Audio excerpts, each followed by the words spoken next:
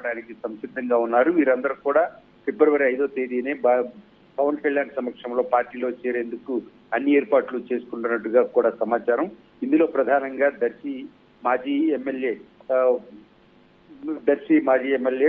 గోపాల్, అలాగే ఇటువైపు పశ్చిమ ప్రకాశంలో కూడా మరి కొంతమంది ఇద్దరు మాజీ ఎమ్మెల్యేలు కూడా చేరే అవకాశం ఉందనేటటువంటిది తాజా సమాచారం.